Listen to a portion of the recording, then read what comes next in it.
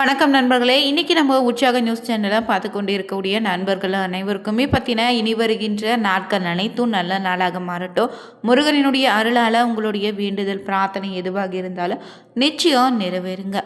உங்களுடைய வேண்டுதல் எதுவாக இருந்தாலும் முருகப்பெருமானுக்கு பார்த்தீங்கன்னா செவ்வாய்க்கிழமை அன்று பார்த்தீங்கன்னா 11 ரூபாய் காணிக்கையை மஞ்சள் துணியில் முடித்து வைத்து பூஜை அறையில் வைத்து தினந்தோறும் முருகப்பெருமானிடம் வேண்டி வந்தீங்கன்னா நிச்சயம் இந்த பங்குனி உத்திரத்துக்குள்ள முருகனின் அருளால் நிறைவேறுங்க.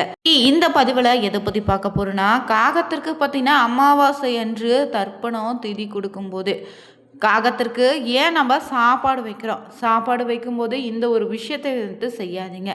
அது என்னன்னு தெரிஞ்சுக்கலாங்க.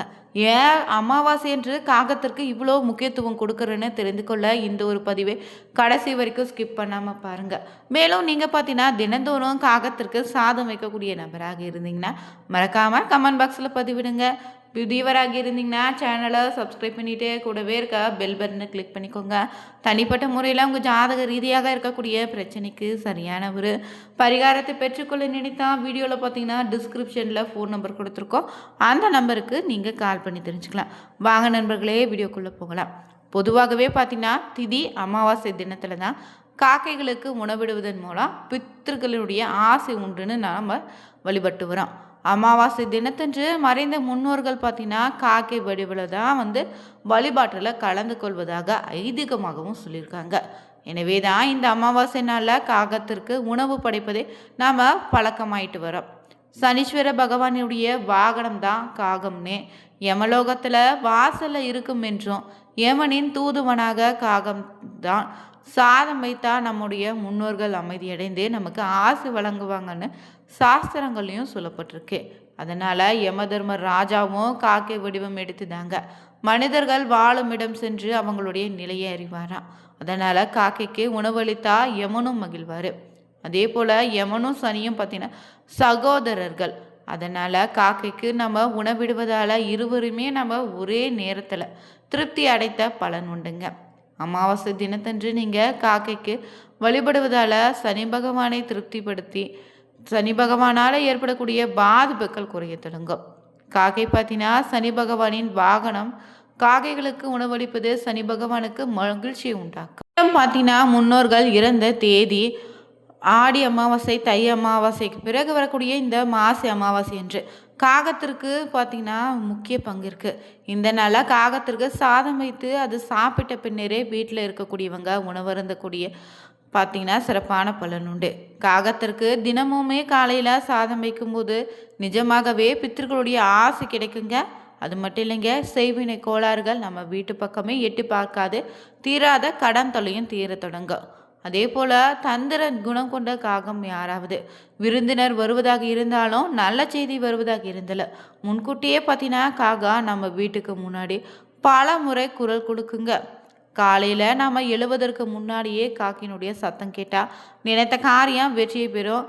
நமக்கு அருகில் இல்லைன்னா வீட்டுக்கு வாசலே நோக்கி காகம் கரைந்தா பல நல்ல செய்திகள் உங்கள் வீடு தேடி காகங்கள் வந்து கரைந்தா உடனே நடக்கும் என்பதால காகத்திற்கு தவறாமல் இந்த நல்ல உணவை வச்சிட வேண்டும். அதே போல் காகம் வெளிப்படுத்தக்கூடிய சில அறிகுறிகள் நமக்கு முன்கூட்டியே சில செயல்களை உணர்த்துன்னு சொல்லலாம். நம்முடைய வாகனம் குடை காலனி உடம்பின் மீது காகம் தீண்டுவதன் மூலம் அகால மரணம் ஏற்பட வாய்ப்பு இருக்குங்க. அதனால் இந்த நாளில் நம்ம செல்லும் திசை நோக்கி காகம் கரைந்து கொண்டே வந்தால் அந்த பயணம் தவிர்ப்பதும் நல்லது. மேலும் வெளியில் செல்வதை தவிர்த்துடு. காகம் தென்கிழக்கு திசை நோக்கி கரைவதை பார்த்தினா தங்கள் லாபம் உண்டுன்னு, தென்மேற்கு திசை நோக்கி கரைவதை பார்த்தினா தயிர் எண்ணெய் உப்பு லாபம் உண்டுன்னு சொல்லுவாங்க. மேற்கு திசை நோக்கி கரைவதை பார்த்திங்கன்னா நெல் முத்து பவளம் மூலம் அதிக லாபம் கிடைக்கும். வடக்கு திசை நோக்கி கரைவதை பார்த்தீங்கன்னா ஆடைகள் வாகனங்களில் வந்து சேருங்க. அதே போல் ஒரு காகம் மற்றொரு காகத்திற்கு உணவளிக்கக்கூடிய காட்சியை நீங்கள் பார்த்தீங்கன்னா இனிய செயல் ஏற்பட உள்ளதை குறிக்குங்க. காகம் உங்கள் எதிரே வலப்பக்கம் இருந்து இடது பக்கம் போவதை கவனித்தீங்கன்னா தன லாபம் உண்டு. இடப்பக்கம் இருந்து வலப்பக்கம் போனுச்சுன்னா தன நஷ்டம் உண்டு. எனவே காகம் உங்கள் அருகாமையில் இது போல் கரைந்து கொண்டே இருந்தா சில சகுனங்கள் முன்கூட்டியே உங்களுக்கு தெரிவிக்குங்க. காகத்துக்கு பார்த்தீங்கன்னா பழைய சாதம் வைக்கலாமா? காகங்களுக்கு உணவு வைப்பதால் நமக்கு கிடைக்கக்கூடிய நன்மை என்ன? கடன் தொல்லை தீர காகத்திற்கு எப்படி உணவளிக்கலாம்? உணவு வைக்கக்கூடிய முறை என்னன்னு பல விஷயங்களை தொடர்ந்து இந்த பதிவில் பார்க்க போகிறோம்.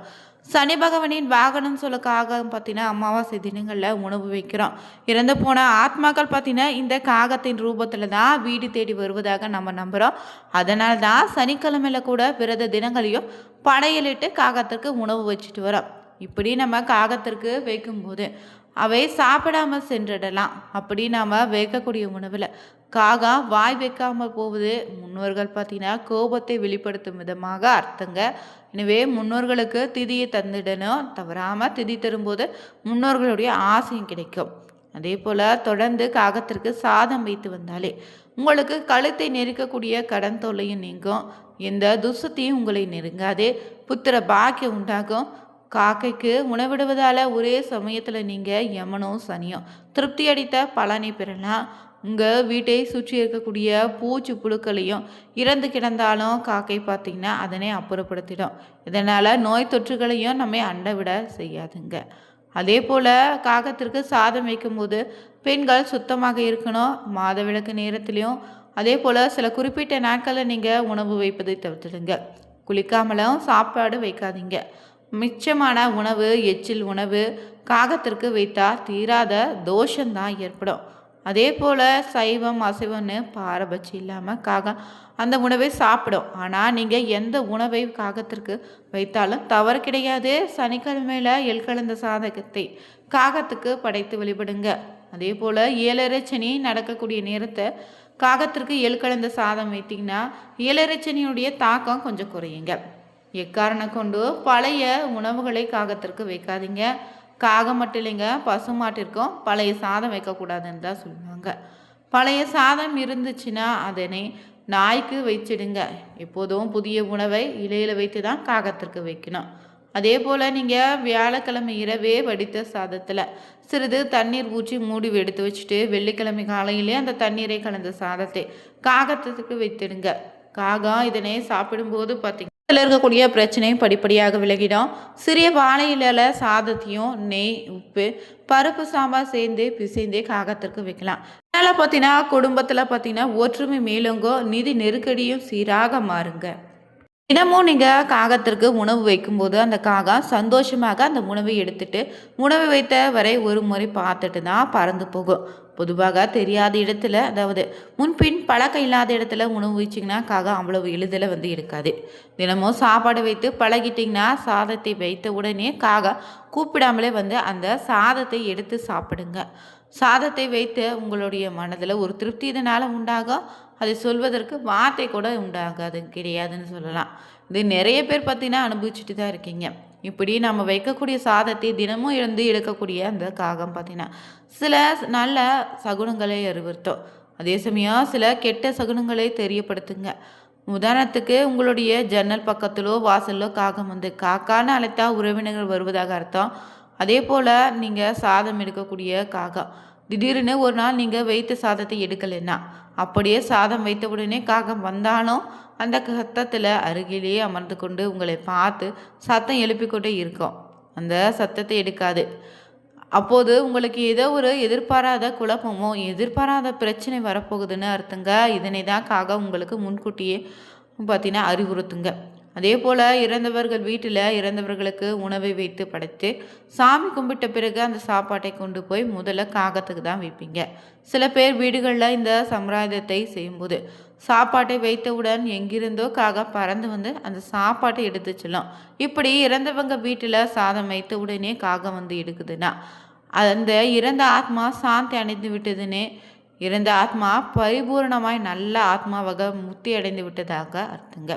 ஆனால் சில பேர் வீடுகளில் இப்படி சாதம் வைக்கும்போது இந்த காகம் எடுக்கவே எடுக்காது. மேலே காகம் அங்கு இங்கு அங்கே பறந்தாலும் அந்த சாப்பாட்டை உண்ணுவதற்கு காகம் வரவே வராது.